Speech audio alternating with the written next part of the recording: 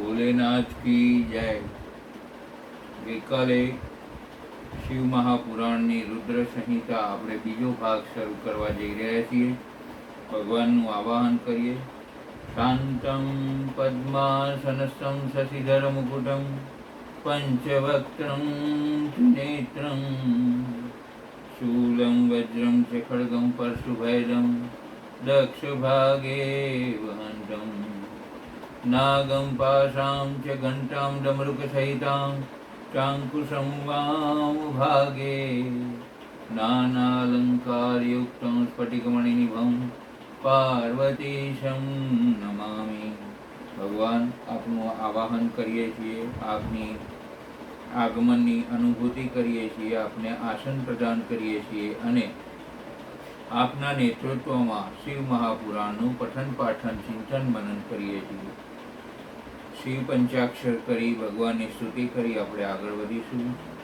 નાગેન્દ્રહરાય ત્રિલોચનાય ભસ્માંગરાગાય મહેશ્વરાય નિત્યાય શુદ્ધાય દિગંબરાય તસ્મૈ નકારાય નમઃ શિવાય મંદાકિની સલિલચંદન ચર્ચિતાય નંદીશ્વર પ્રમથનાથ મહેશ્વરાય મંદાર પુષ્પ બહુપુષ્પ સુપૂજિતાય તસ્મૈ મકારાય નમઃ શિવાય શિવાય ગૌરી વદનાભૃજુંડ सूर्याय दक्षाध्वर्णाशकाय श्रीनीलकण्ठाय वृषध्वजाय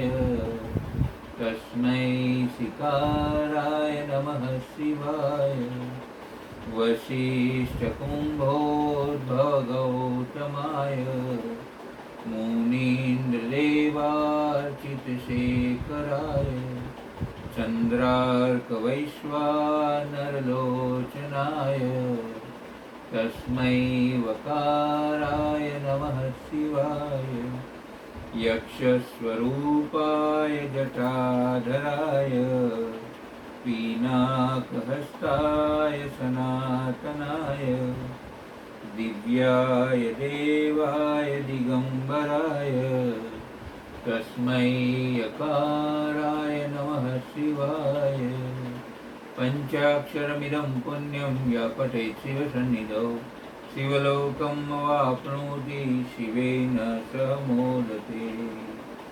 नमः शिवाय ॐ नमः शिवाय हर हर भोले नमः शिवाय। શિવ મહાપુરાણ ભાગ 2 રુદ્ર સંહિતા સૃષ્ટિખંડ। આમળાના ફળ જેવડા રુદ્રાક્ષ ઉત્તમોત્તમ ગણાય છે, બોર જેવડા મધ્યમ અને ચણોઠી જેવડા અધમ કનિષ્ઠ મનાય છે। રુદ્રાક્ષ ધારણ કરનાર સર્વ પાપોથી મુક્ત થાય છે। રુદ્રાક્ષ પરમ પવિત્ર છે, તે શિવને અત્યંત પ્રિય છે। કલ્યાણકારી ફળ આપનાર રુદ્રાક્ષની માળા સિવાય અન્ય કોઈ માળા કે વસ્તુ નથી। જે રુદ્રાક્ષ સરળતાથી દોરો પરોવી શકાય તેવા આપોઆપ છિદ્રવાળા હોય તે ઉત્તમ ગણાય છે। આ રીતે ભગવાન શિવની આજ્ઞાથી નિત્ય સિદ્ધિ અને મુક્તિ અર્પે એવી વિશ્વેશ્વર સંહિતાની કથા સૂતે મુનિવર્યોને કહી સંભળાવી। વિશ્વેશ્વર સંહિતયં કથિતા મુનીશ્વરાઃ સર્વસિદ્ધિ પ્રદાનિત્યં મુક્તિદા શિવ શાસનાत्। વિશ્વોદ્ભવ સ્થિતિ લય આદિ અસુ હેતુમેકં ગૌરીપતિં વિદિત તત્વમનંત કીર્તિં મયાશ્રયં વિગત માયમ ચિંત્ય રૂપમ બોધ સ્વરૂપમ મલમ હિ શિવમ નમામિ। જગતની ઉત્પત્તિ, સ્થિતિ અને પ્રલય વગેરેના મુખ્ય કારણ રૂપ પાર્વતીના પતિ તત્વજ્ઞ અનંત કીર્તિવાળા માયાના આશ્રય રૂપ છતાં માયાથી રહિત ન સમજી શકાય એવા સ્વરૂપવાળા તથા વિમલ જ્ઞાન સ્વરૂપ એવા ભગવાન શિવને હું વંદન કરું છું. ઓમ નમો ભવાય ચ રુદ્રાય ચ નમઃ સર્વાય ચ પશુપતયે ચમ. વ્યાસ મુનિઓએ જગતના પિતા શિવજી, માતા પાર્વતીજી અને તેમના પુત્ર ગણેશને નમસ્કાર કરી આ રુદ્ર સંહિતાનો પ્રારંભ કર્યો છે. મુનિવર્યોએ કહ્યું, હે સૂત, આપે અમને ભગવાન શંકરની ઉત્તમ કથા સંભળાવી, પરંતુ અમને હજુ તૃપ્તિ થઈ નથી. અમારું મન કથામૃતનું પાન કરવા અતિ ઉત્સુક છે. આપ તો સર્વજ્ઞ છો. વળી મહર્ષિ વ્યાસની આપના પર અસીમ કૃપા છે. શિવ નિર્ગુણ હોવા છતાં આપને સગુણપણે દર્શન આપે છે. અમને ખાતરી છે કે તેઓ કરુણા નિધાન છે અને જલ્દી પ્રસન્ન થાય છે. માટે આપ અમને શિવજીના સગુણ ચરિત્રનો સવિસ્તાર સમજાવો. સૂતજી બોલ્યા છે, હે મુનિવર્યો, આપની શિવ પ્રત્યેની ભક્તિથી હું પ્રભાવિત થયો છું. ભગવાન શંકરની કથા તો લોક માતા ભગવતી ગંગાની પેઠે ત્રણેય લોકને પવિત્ર કરે છે. શિવ પુરાણમાં શિવજીને સર્વ દેવોમાં શ્રેષ્ઠ, આદિ અનાદિ અને જગતના કર્તા તરીકે વર્ણવ્યા છે. એકો દેવઃ કેવલો નિર્ગુણશ્ચ, અર્થાત ભગવાન તો એકને નિર્ગુણ છે એવું પુરાણ કર્તાઓએ પ્રતિપાદન કર્યું છે.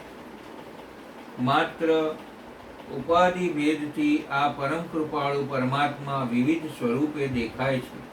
શાસ્ત્રકારોએ સર્વેશ્વર એક જ હોવા છતાં વિવિધ દેવોની ઉપાસના કરવા અનુરોધ કર્યો છે. પરંતુ ઉપાસના કરનારા લોકો પોતપોતાની રુચિ અનુસાર ઉપાસના કરે છે. ઉપાસના દ્વારા તન મનના ત્રિવિધ તાપો સમાવવા એ જ ઉપાસનાનું રહસ્ય છે. પૂજા કે ઉપાસનાની પરંપરા આદિકાળથી ચાલી આવે છે. હિન્દુ સંસ્કૃતિની ઇમારત ધર્મ, જ્ઞાન, વૈરાગ્ય અને ભક્તિના પાયા ઉપર ચણાયેલી છે.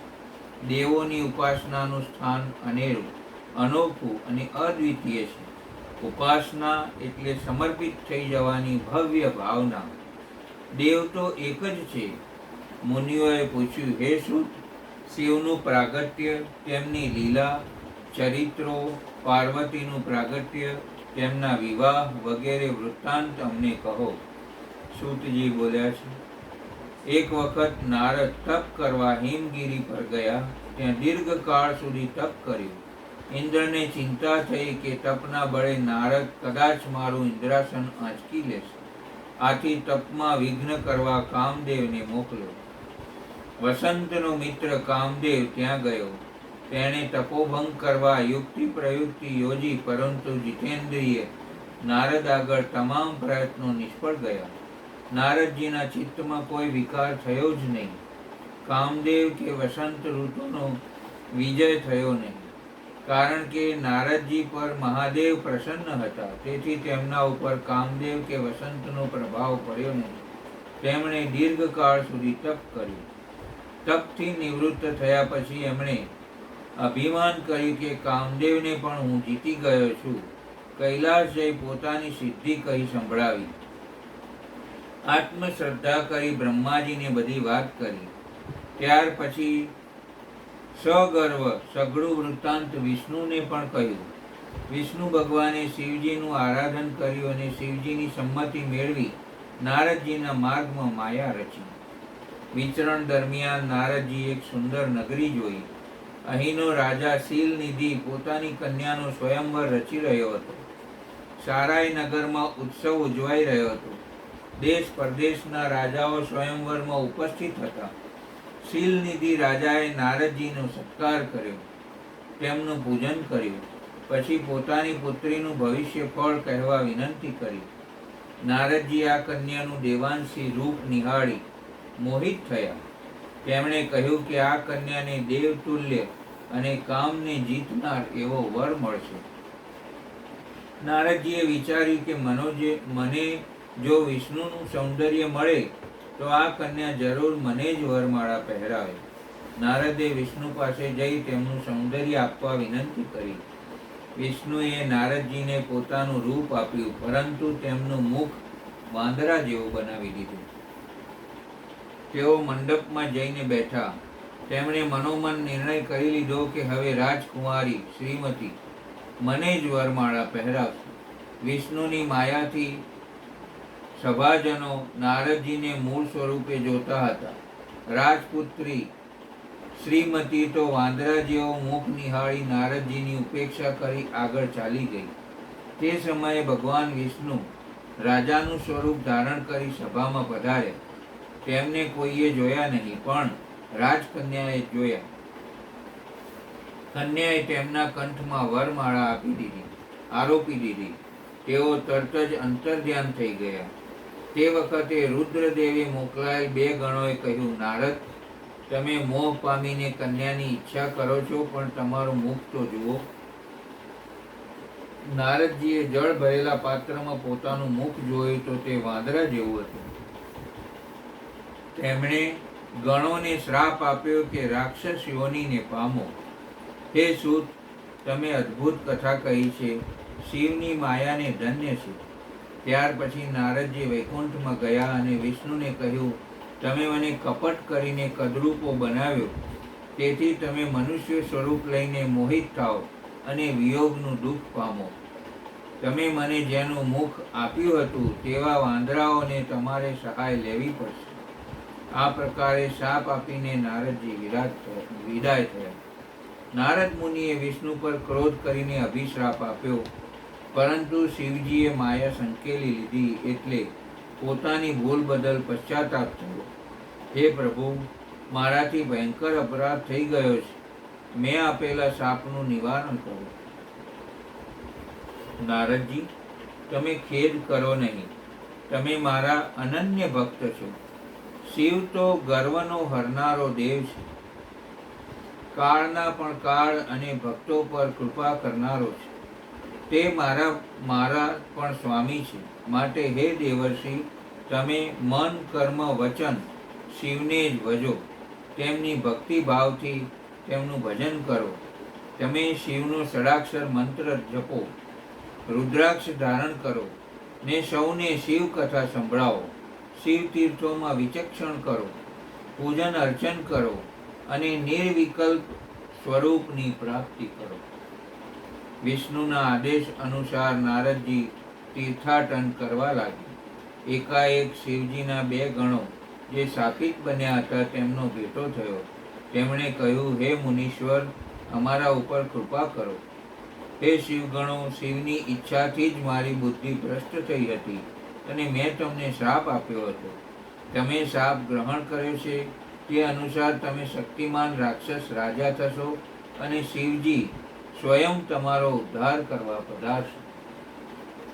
ફરતા ફરતા નારદજી સત્યલોકમાં બ્રહ્મા પાસે ગયા. હે પિતામહ, મેં આપની કૃપાથી વિષ્ણુનો મહિમા જાણ્યો છે, પણ શિવ તત્વથી અનભિજ્ઞ છું. શિવ નિર્ગુણ હોવા છતાં સગુણ કેમ છે? હું તેમનું સત્ય સ્વરૂપ સમજવાની અશક્તિમાન છું. તેઓ તુરત જ પ્રસન્ન થાય તેવા દેવ છે. વળી તમે 3 દેવો બ્રહ્મા, વિષ્ણુ, મહેશ્વર શિવના અંશથી ઉત્પન્ન થયા છો અને મહેશ્વર પૂર્ણ અંશરૂપ હોવાથી તેઓ પરમ શિવ રૂપે પૂજાય છે. હે પિતામહ, સતી પાર્વતી શિવને કઈ રીતે પ્રાપ્ત થયા અને પરાક્રમી પુત્ર કાર્તિકેયના જન્મની કથા સાંભળવા હું ઉત્સુક છું. હે પુત્ર, શિવજીના અદ્ભુત રહસ્યનો કોઈ દેવ પૂર્ણપણે પાર પામી શક્યા નથી. શિવજી સર્વના સ્વામી અને ગર્વનું ખંડન કરનારા છે. તેઓ પરબ્રહ્મ પરમાત્મા છે. તેમજ નિર્ગુણ, નિર્વિકાર અને સત્વ, રજ અને તમસ એ 3 ગુણોથી પર છે. બ્રહ્મા, વિષ્ણુ અને મહેશ એ 3 સ્વરૂપે પ્રગટે છે. નિર્ગુણ અવસ્થામાં તેઓ શિવ કહેવાય છે. તેઓ જ મહેશ્વર મહાદેવ કહેવાયા છે. તો પોતે રુદ્ર રૂપે સર્વનો સંહાર કરે છે. સૂત મુનિ શિવ શક્તિએ વિષ્ણુની ઉત્પત્તિ કરી તે પ્રસંગ વિગતે સમજાવતા કહે છે કે, હે મુનિઓ, એક સમયે શિવ અને શક્તિ આનંદવનમાં વિચરણ કરી રહ્યા હતા. ત્યારે તેમણે એવી ઈચ્છા કરી કે આપણું સર્વ કાર્ય સંભાળી શકે તેવા કોઈનું આપણે સર્જન કરીએ. આમ વિચારી શિવજીએ શક્તિના ડાબા અંગમાં અમૃતનો સંચાર કર્યો. આથી એક દેદીપ્યમાન પુરુષ ઉત્પન્ન થયો. આ પુરુષ સત્વગુણથી સભર, સુંદર, શાંત, કમળ જેવા નેત્રોવાળો, અજાનબાહુ અને અવર્ણનીય ક્રાંતિવાળો હતો. પ્રગટ થતાની સાથે જ તેણે શિવને પ્રણામ કર્યા અને કહ્યું, હે પ્રભુ, મારું નામ કહો અને મારું કામ કહો. તમે સર્વવ્યાપક હોવાથી વિષ્ણુ નામે વિખ્યાત થશો. તેમણે તેમને તપ કરવાનો આદેશ આપ્યો. તેથી વિષ્ણુએ તપ કરવાનું શરૂ કર્યું. દીર્ઘકાળ પછી જ્યારે ધ્યાનમાંથી જાગૃત થયા ત્યારે પરિશ્રમને લીધે તેમના અંગમાંથી જળધારાઓ વહેવા લાગી. આ અપાર જળને લીધે જે શૂન્ય હતું તે સર્વ ભરાઈ ગયું. શ્રમિત વિષ્ણુ તે પવિત્ર વારીમાં વિશ્રામ કરવા લાગ્યા. જળમાં શયન કર્યું, તેથી તેમનું નામ નારાયણ થયું. નારાયણ નીરમાં પોડી રહ્યા હતા ત્યારે શિવજીની ઈચ્છાથી તેમની નાભીમાંથી એક કમળ પ્રગટ્યું. આ કમળમાંથી બ્રહ્મા પ્રગટ્યા. આકાશવાણી દ્વારા શિવજીએ તપ કરવા અનુરોધ કર્યો. ચતુરાનંદને 12 વર્ષ તપ કર્યું. તેથી ચતુર્ભુજ સ્વરૂપે વિષ્ણુ પોતાની સમક્ષ પ્રગટ થયા. તેમનું અદ્ભુત સ્વરૂપ નિહાળી બ્રહ્માજી આશ્ચર્યમાં ગરકાવ થઈ ગયા. સુપ્તે નારાયણે દેવે નાભૌ પંકજમુત્તમમ આવિર્બભૂવ સહસા બૃહદ વૈ શંકરેચ્છયા. બ્રહ્માજીએ વિષ્ણુને ઓળખ્યા નહીં, તેથી પૂછ્યું, તમે કોણ છો? તે વત્સ, તમે ભલે પધાર્યા. હું તમારી સર્વ મનોકામના પરિપૂર્ણ કરીશ. વિષ્ણુએ મરક મરક હસતા કહ્યું. વત્સ કહીને સંબોધન કર્યું એટલે ચતુરાસનને ખોટું લાગ્યું. તેઓ ક્રોધિત બનીને ઠપકો આપવા લાગ્યા કે ગુરુ જે રીતે શિષ્યને કહે તેમ તમે મને વત્સ શા માટે કહો છો? હું સ્વયંભૂ અજન્મા પિતામહ છું. વિષ્ણુ અને બ્રહ્માનો વાદ વિવાદ આગળ ચાલ્યો. વિષ્ણુએ કહ્યું, તમે તો મારી નાભીમાંથી ઉત્પન્ન થયેલા છો અને કમળમાંથી જન્મ્યા છો. એ ન ભૂલી જાઓ હે બ્રહ્મા, તમે નહીં પણ હું જ સર્વવ્યાપક પરમાત્મા છું અને સારું વિશ્વ મારું જ સ્વરૂપ છે. માટે તમે મારા શરણે આવો. શિવજીની માયાથી મોહિત બનેલા બ્રહ્માએ તિરસ્કારયુક્ત વાણીમાં કહ્યું, તમે મિથ્યા વચન કહો છો. પિતામહ તો હું જ છું. વિષ્ણુને ને બ્રહ્માનો વિવાદ વધી પડ્યો. વાક યુદ્ધમાંથી બાહુયુદ્ધ શરૂ થયું ને સમુદ્ર ખળભળી ઉઠ્યો. આ સમયે ઉભય સમક્ષ અવર્ણનીય આદિ કે અંત વગરનું લિંગ પ્રગટ થયું. આ તેજસ્વી લિંગને નિહાળી વિષ્ણુએ કહ્યું, હે બ્રહ્મા, હવે તો વિવાદ ત્યજો. અહીં કોઈક ત્રીજું પ્રગટ થયું છે, તે વિશે તપાસ કરીએ. આ સ્તંભ સમાન પ્રકાશિત લિંગની તપાસ કરવા તમે ઉપર પ્રયાણ કરો અને હું નીચે જાઉં. વિષ્ણુએ વરાહ ભૂંડનું રૂપ લીધું અને ચતુરાનંદને હંસનું રૂપ ધારણ કર્યું. વરાહ સ્વરૂપે વિષ્ણુ નીચે જવા માંડ્યા અને હંસ સ્વરૂપે બ્રહ્મા ઉપર ઉડવા લાગ્યા. ભગવાન વિષ્ણુએ શ્વેત વરાહનું સ્વરૂપ ધારણ કર્યું હતું. તેથી તે સમયથી શ્વેત વરાહ નામનો કલ્પ શરૂ થયો કહેવાય છે. બંને દેવો લિંગનો તાગ મેળવી શક્યા નહીં. તેથી પ્રાર્થના કરી કે હે પ્રભુ, અમે આપના રૂપની પીછાણી શક્યા નથી, માટે તમે પ્રગટ થઈ દર્શન આપો. જ્યારે બંને દેવો વાદ વિવાદથી મુક્ત થઈ ગર્વ રહિત બન્યા ત્યારે તેમને શબ્દ બ્રહ્મરૂપ ઓમકારનો મધુર ધ્વનિ સંભળાયો. બંને દેવો સુસ્પષ્ટ પ્લુત સ્વર વાળો ઓમ ધ્વનિ સાંભળીને આશ્ચર્યમુગ્ધ બની ગયા. તેઓ એકાક્ષર ઓમકારમાં ભગવાન સદાશિવને શબ્દ બ્રહ્મ સ્વરૂપે પરમેશ્વર સમજ્યા. ઓમ રૂપે પરમ કારણ રૂપ સચ્ચિદાનંદ સ્વરૂપ પરબ્રહ્મના દિવ્ય દર્શન બંને દેવોને થયા. ટૂંકમાં કહીએ તો ઓમકારમાં રહેલા આકારથી બ્રહ્માંડ રૂપ ઈંડામાંથી જન્મેલા બીજ રૂપ બ્રહ્મા કહેવાયા. ઉકારમાંથી વિષ્ણુ અને અમકારમાંથી મહાદેવ કહેવાયા.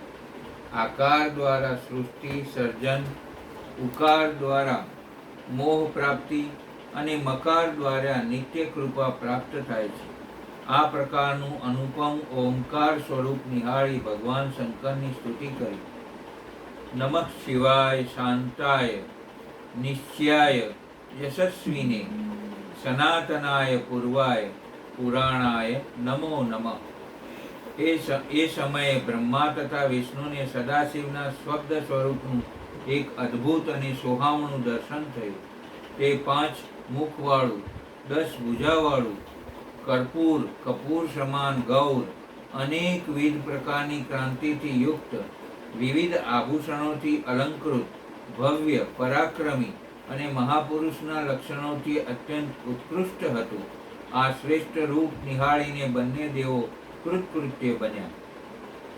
ત્યારબાદ ભગવાન મહેશ્વર પ્રસન્ન થઈ પ્રસન્ન વદને દિવ્ય શબ્દમય રૂપ પ્રગટ કરી ઉપસ્થિત થયા. આમ નિર્ગુણ છતાં ગુણ સ્વરૂપ ભગવાન શંકરનું ઉમા સહિતનું તે શબ્દમય રૂપ નિહાળીને બંને દેવો કૃતાર્થ બન્યા. જ્યારે શબ્દરૂપ મહેશ્વરને પ્રણામ કરી ઊંચે જોયું તો તે વખતે ત્યાં 5 કલાઓથી યુક્ત ઓમકારથી પ્રગટેલા મંત્રનો સાક્ષાત્કાર થયો. ઓમ તત્પુરુષાય વિદ્મહે મહાદેવાય ધીમહે તન્નો રુદ્ર પ્રચોદયાત. તદુપરાંત મૃત્યુંજય મંત્ર, પંચાક્ષર મંત્ર, ચિંતામણી મંત્ર અને દક્ષિણામૂર્તિ મંત્ર પણ જોયા. તેથી આ મંત્રોને અંતઃકરણના અતળ ઊંડાણમાં ઉતારી ગ્રહણ કર્યા. પછી 2 કર જોડી બંને દેવો સ્તુતિ કરવા લાગ્યા. બ્રહ્મા અને વિષ્ણુએ ભગવાન શંકરની પંચાક્ષર સ્તોત્રથી સ્તુતિ કરી. તેથી કરુણાનિધિ મહાદેવ ત્યાં ઉમાદેવી સાથે પ્રગટ થયા.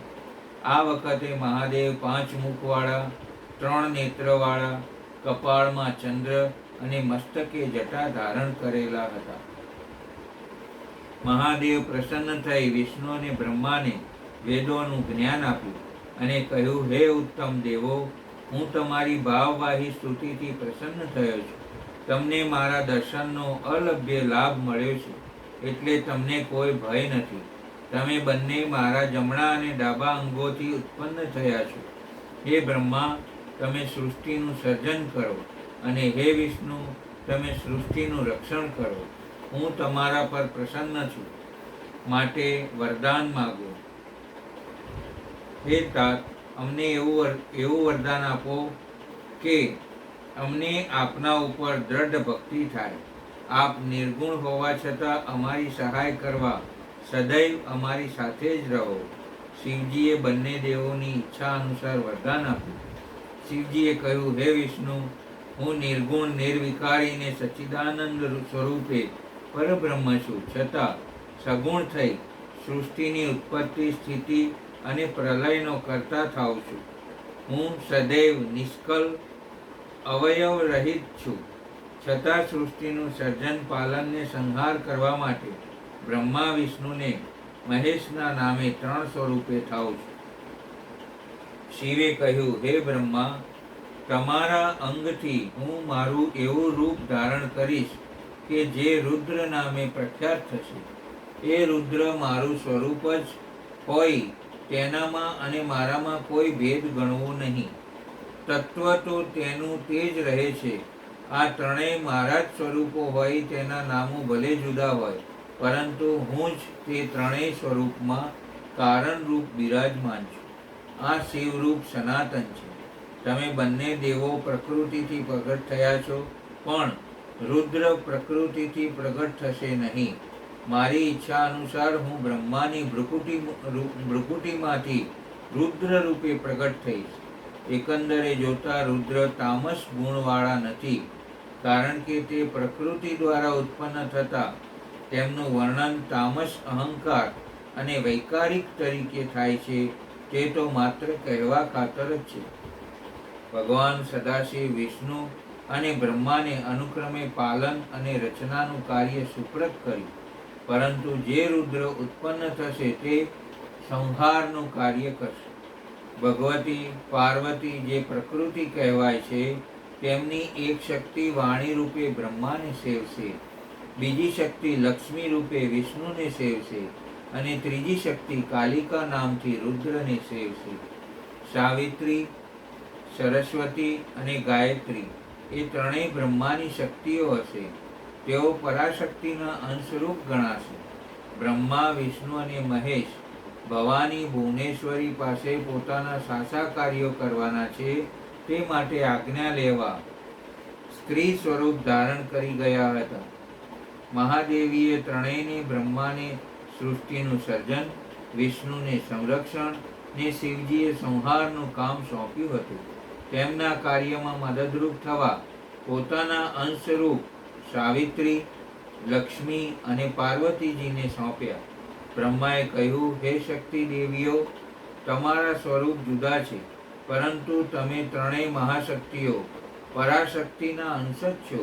તમે ત્રણેય મારા કાર્યમાં સહાયભૂત બનો છો, તેથી મારું જીવન કૃતકૃત્ય બન્યું છે. શિવજીએ કહ્યું, હે બ્રહ્મા, હે વિષ્ણુ, તમને હું એક રહસ્ય સમજાવું, તે ધ્યાનપૂર્વક સાંભળો. બ્રહ્મા, વિષ્ણુ અને રુદ્ર મારા જ અંશ છે. હું ત્રણેય સ્વરૂપે વિદ્યમાન રહીને ઉત્પત્તિ, સ્થિતિ અને પ્રલય કરું છું, પરંતુ સાક્ષાત સદાશિવ સ્વરૂપે તો હું પ્રકૃતિ અને પુરુષથી પણ પર છું.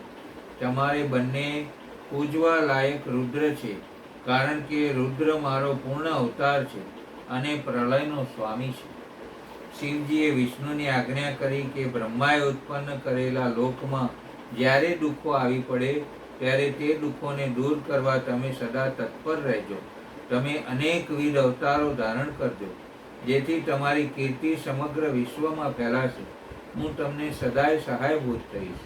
સૃષ્ટિ પર 4000 યુગ પૂરા થાય તે બ્રહ્માનો દિવસ ગણાશે, રાત્રિ પણ એટલી જ ગણાશે.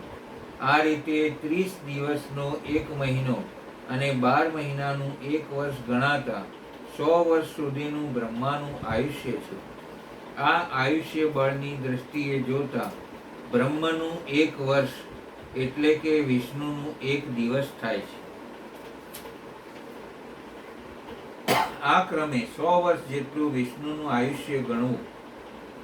વિષ્ણુના એક વર્ષ બરાબર રુદ્રનો એક દિવસ ગણવો અને તેના 100 વર્ષ પરિપૂર્ણ થાય ત્યાં સુધી તે પુરુષ રૂપે રહે છે.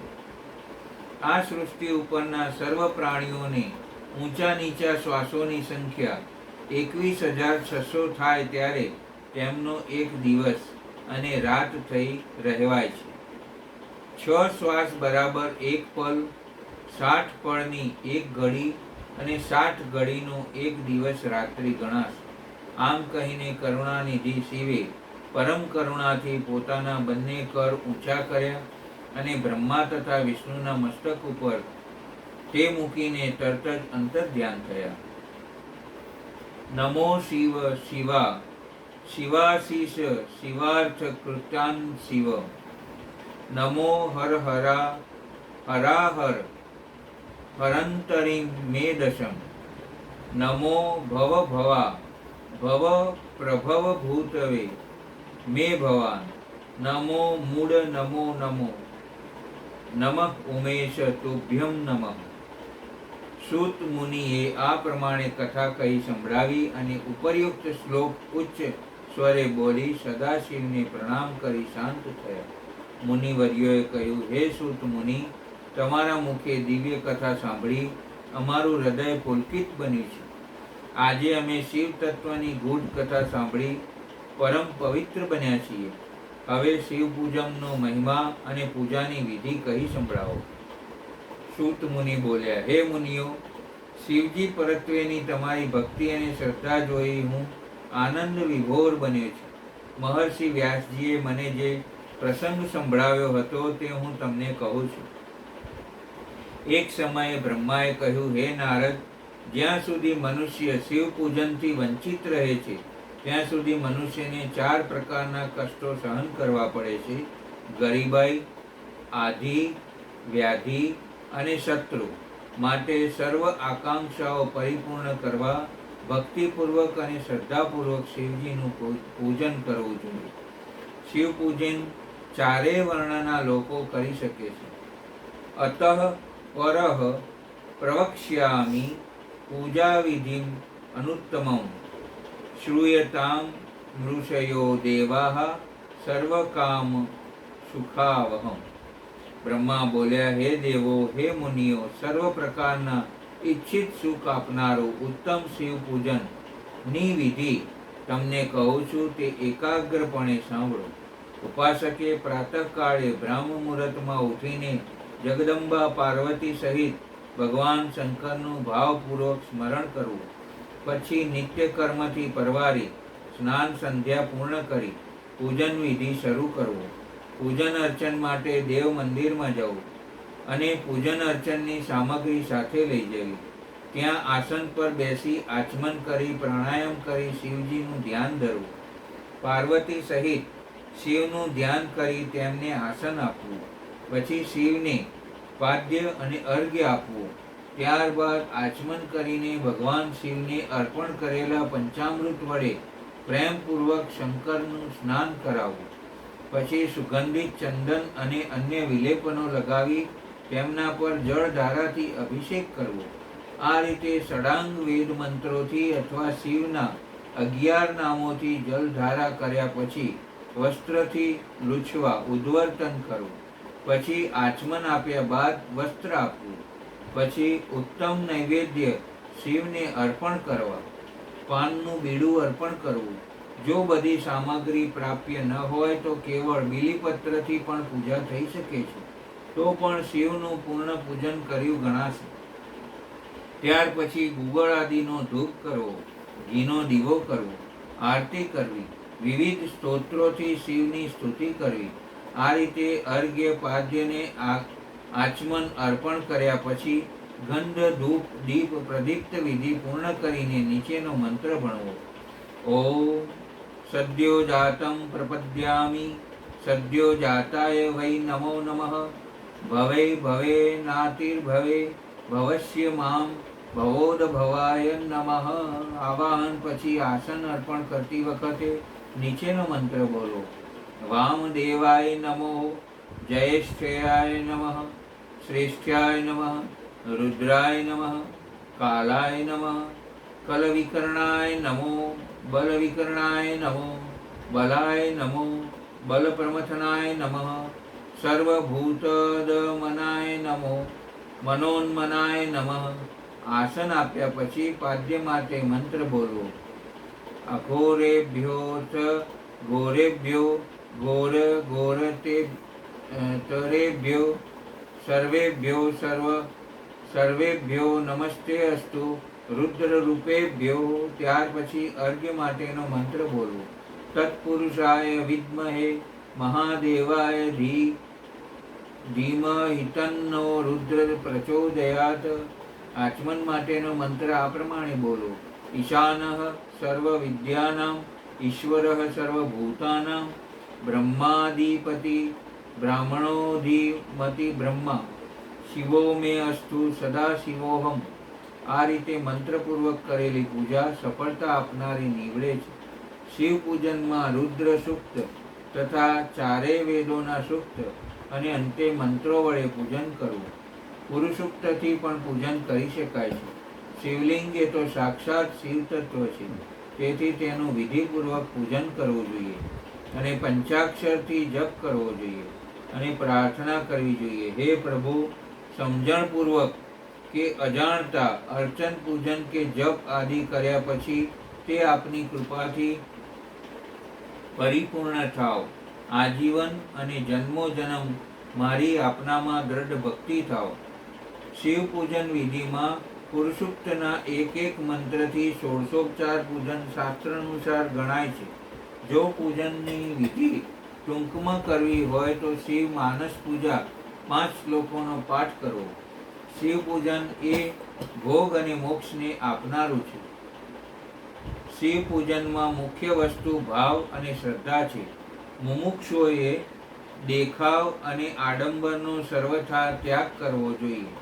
કોઈ શિવ ભક્ત પંચવિધિથી પૂજન કરે છે. આ પ્રકારના પૂજનમાં શાંતિપાઠ, યાન, અભિષેક, આરતી અને ક્ષમાપનનો સમાવેશ થાય છે. કોઈ ભક્ત ષોડશોપચારથી પણ પૂજન કરે છે.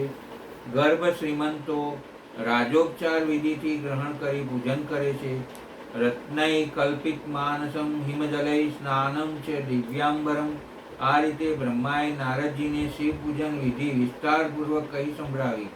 બ્રહ્માએ કહ્યું, હે નારદ, એક વખત સર્વ દેવો સાથે હું ક્ષીર સમુદ્રના કિનારે ગયો અને ત્યાં જઈ 2 કર જોડી ભગવાન વિષ્ણુના સામે અમે સ્તુતિ કરી.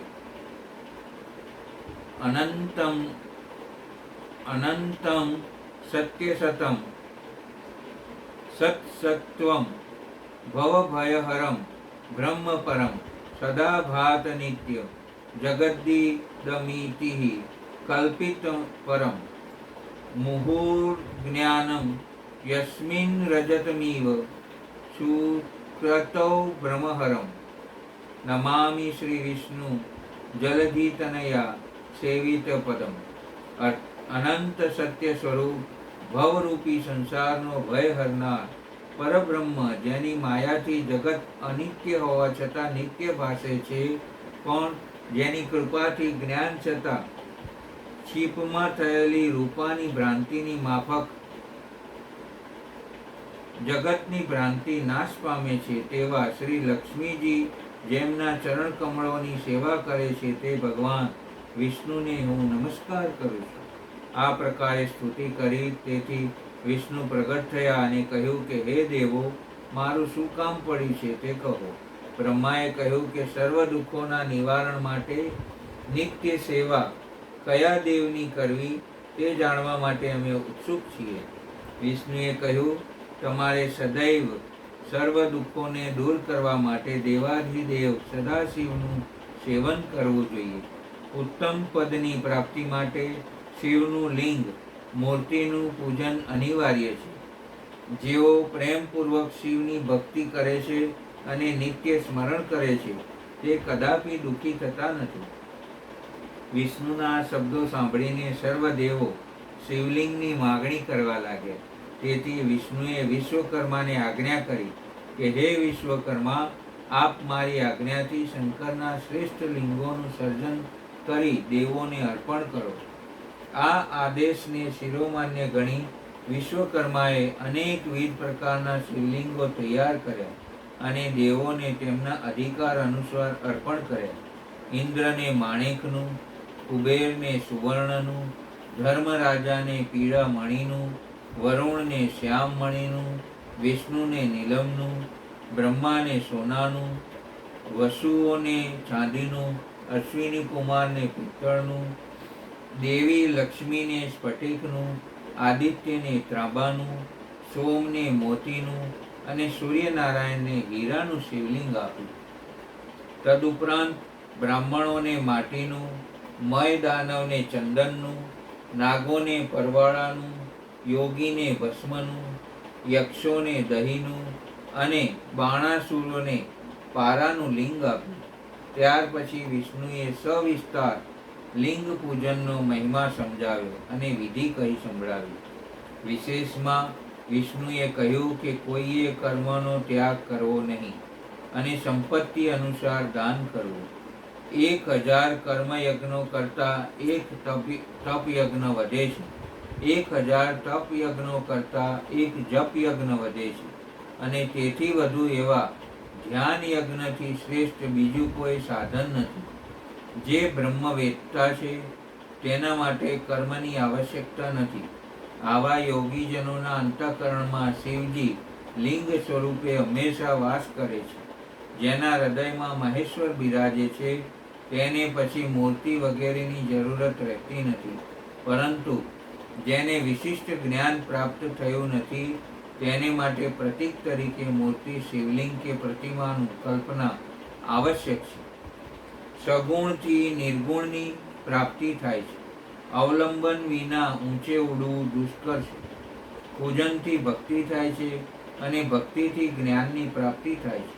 વિશિષ્ટ જ્ઞાનની પ્રાપ્તિ થવાને લીધે પરબ્રહ્મનો પ્રકાશ પ્રાપ્ત થાય છે અને તો જ દ્વંદ્વનો ભેદ દૂર થાય છે અને પછી મનુષ્ય શિવરૂપ બની શકે છે.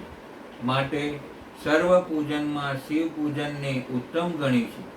શિવ પૂજનથી સર્વ દેવો પ્રસન્ન થાય છે, પરંતુ વિવિધ દેવોની પૂજા કરવાથી શિવજી પ્રસન્ન થતા નથી. વ્યાસ શિષ્ય મહાભાગ્યમ કથયં ત્વમ પ્રમાણતઃ કઃ પુષ્ય પૂજતઃ શંભુ કિમ કિમ યચ્છતિ યઃ ફલમ. ઋષિઓ બોલ્યા, હે મહાભાગ્યવાન વ્યાસના શિષ્ય, કયા પુષ્પોથી પૂજેલા ભગવાન શંકર કેવું ફળ પ્રદાન કરે છે તે પ્રમાણ સહિત કહો. સૂત મુનિએ કહ્યું, હું તમને પુષ્પો અર્પણ કરવાની વિધિ કહું છું. નારદજીએ આ વિધિ માટે જ્યારે બ્રહ્માને પૂછ્યું હતું ત્યારે બ્રહ્માએ કહ્યું હતું, લક્ષ્મીની પ્રાપ્તિ કરવા ઈચ્છતા મનુષ્યએ કમળ, બીલીપત્ર, સતપત્ર અને શંખાવલીના પુષ્પોથી શિવની પૂજા કરવી જોઈએ. પૂજન કરનારે અખંડ પુષ્પ, અક્ષત, ચંદન વડે જ વિલેપન કરી જળધારા ચડાવવા. ઋતુમાં થતા પુષ્પો વડે શિવ પૂજન કરવાથી ભગવાન શંકર ભક્તને નિસંશય મોક્ષ આપે છે. સદાશિવનો સર્વોત્તમ પૂજન વિધિ સમજાવતા બ્રહ્મા કહે છે, પ્રાતઃકાળે બ્રહ્મ મુહૂર્તમાં ઉઠીને ભગવાન શંકરનું સ્મરણ કરીને ભક્તિપૂર્વક પૂર્ણતા પ્રાર્થના કરવી. હે દેવોના દેવ મહેશ્વર, હે પાર્વતી પતિ,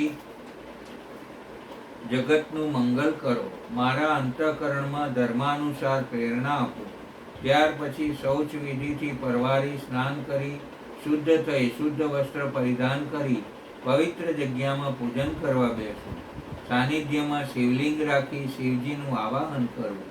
સગુણ અને નિર્ગુણ રૂપવાળા હે સદાશિવ, હું આપનું આવાહન કરું છું. આપ 5 મુખવાળા અને 3 નેત્રોવાળા છો.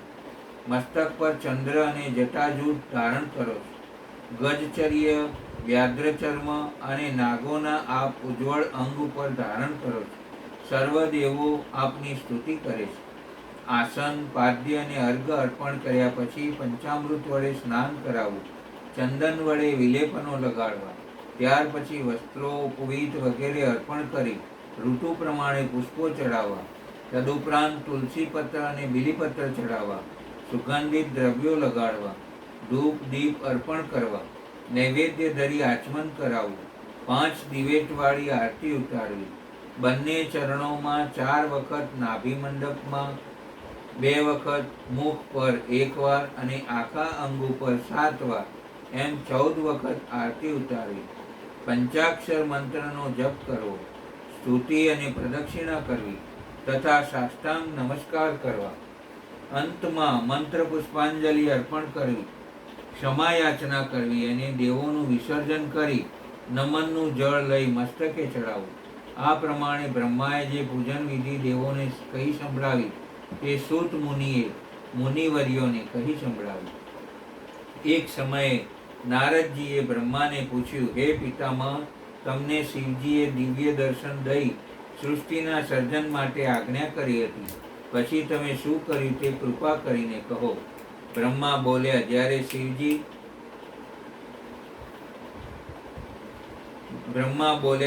શિવજી અંતર્ધ્યાન થયા ત્યારે તેમની આજ્ઞાથી પાલન કરવા મેં વિચારી જળનું સર્જન કર્યું. તેમાંથી 24 તત્વોવાળું ઈંડું ઉત્પન્ન કર્યું. આથી હું આશ્ચર્યમાં ગરકાવ થઈ ગયો. મેં સલાહ લેવા માટે વિષ્ણુનું ધ્યાન ધર્યું. તેથી તેઓ પ્રગટ થયા. વિષ્ણુએ પૂછ્યું, હે બ્રહ્મા, બોલો, તમારી શું ઈચ્છા છે? બ્રહ્માએ પ્રણામ કરી કહ્યું, હે વિષ્ણુ, પહેલાં મેં જળનું સર્જન કર્યું. જળમાંથી આકાર પામેલું આ વિશદ ઈંડું ચેતનવંતું બનતું નથી, માટે તમે તેને ચૈતન્ય આપો. આથી વિષ્ણુએ હજારો મસ્તકવાળું, હજારો હાથ અને પગવાળું વિરાટ સ્વરૂપ ધારણ કર્યું. પોતે આ પ્રગટ ઈંડામાં આ વિરાટ ઈંડામાં પ્રવેશ પામ્યા એટલે ઈંડું ચેતનવંત બની ગયું. ત્યાર પછી ચતુરાસનને સૃષ્ટિની રચના કરવાની શુભ શરૂઆત કરી. સૌ પ્રથમ સ્થાવર નામની સૃષ્ટિ રચી, પરંતુ તે તમોગુણી હતી. પછી સાત્વિક સૃષ્ટિની રચના કરી, તે દેવ સૃષ્ટિ બની. ત્યારબાદ ભગવાન શંકરની પ્રેરણાથી રજોગુણી સૃષ્ટિનું સર્જન કર્યું, તે મનુષ્યની સૃષ્ટિ બની. ત્યારબાદ બ્રહ્માએ માનવ સૃષ્ટિ ઉત્પન્ન કરી માનસ પુત્રોનું સર્જન કર્યું. સનતકુમાર આદિ માનસ પુત્રો અતિ જ્ઞાની હોવાથી સંસારથી વિમુખ બન્યા. તેમણે સૃષ્ટિનું સર્જન અંગે ના કહી, તેથી બ્રહ્માજી ક્રોધિત બન્યા. પરંતુ શંકરે પ્રેરણા કરી કે તપ કરો. બ્રહ્માએ કઠિન તપ કર્યું.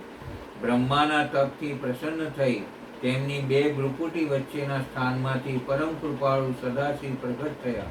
બ્રહ્માએ તેમને પ્રાર્થના કરી પૂછ્યું, સૃષ્ટિની અભિવૃદ્ધિ શી રીતે કરવી? શંકરે કહ્યું, હે બ્રહ્મા, જન્મ મૃત્યુના ભયવાળી પ્રજાઓનું સર્જન કરો. ત્યાર પછી બ્રહ્માએ પંચીકરણ 5 ભૂતોનું મિશ્રણ કરી સર્જનની શરૂઆત કરી. બ્રહ્માએ સકલ્પ દ્વારા મરીચી, અંગીરા, પુલહ, પુલસ્ત્ય, વશિષ્ઠ, ક્રંતુ, અત્રિ, દક્ષ, નારદ, કર્દમને ઉત્પન્ન કરે. પછી ધર્મ અને સંકલ્પથી ઉત્પન્ન કર્યો અને દેવો તથા દૈત્યોની ઉત્પત્તિ કરી. આપણે અહીંયા વિરામ લઈશું. આ ઉત્પત્તિની શરૂઆત થઈ છે. આગળ વિશેષ વિવરણાત્મક કથા આવતીકાલે પઠન પાઠન ચિંતન કરીશું. આજે અહીંયા વિરામ લઈએ અને આવતીકાલ માટે આપને ફરી આવવા માટે આગ્રહ રાખી અહીંયા વિરામ લઈશું. ઓમ નમઃ શિવાય, ઓમ નમઃ શિવાય, હર હર બોલે, નમઃ શિવાય, નમઃ શિવાય, ઓમ નમઃ શિવાય, હર હર બોલે, નમઃ શિવાય. જટાધરાય શિવ જટાધરાય, હર હર બોલે, નમઃ શિવાય, નમઃ શિવાય, નમઃ શિવાય.